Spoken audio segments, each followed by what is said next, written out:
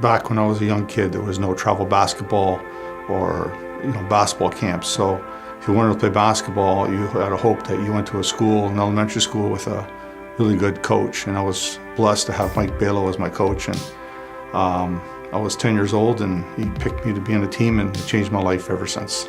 Windsor has a phenomenal history of basketball. When I was a youngster, some of the greatest high school basketball coaches in the city were coaching. I got to watch them coach, and I learned from them. And so when I finished playing, coaching allowed me to continue my competitive spirit. There was a lot of good basketball. For us to get through, we had to be really good, because the teams around here made us better. We saw that the level we had to reach, and so that gave us a mark where we had to get to become a really good basketball team.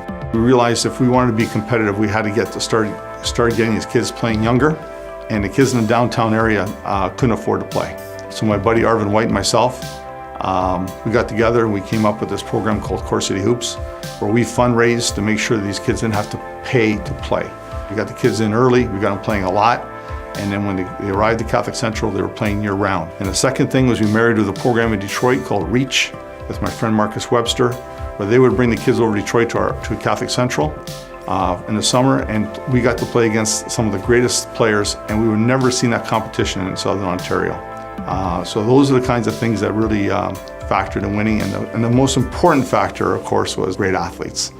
It's not always the game, it's the growth of the team into a championship. So like the 2013 team, where we struggled beginning of the year, and then the kids just clicked and they got gelled together, and then by the end of the year, we didn't have one game within 20 points, including our championship games. So we just went on a run, we couldn't be stopped. Like things like that. Like, it's not just the one game, it's the growth of the team that really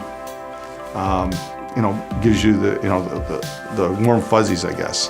There are certain things you can't learn in the classroom. Teamwork and giving of yourself for the good of the team is one of those things. So I think a lot of successes that players that have played team sports comes from learning those lessons. There's always somebody working harder than you, so you got to work harder than everybody else. And when my players come in, I always say, you come in as boys, I want you to leave as men.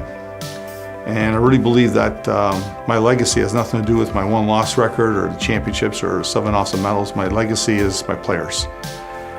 When I see them and they give me and my wife a big hug and embrace, to me that's my legacy. And that's hopefully the lessons that I learned from my mentors, I've passed on to them.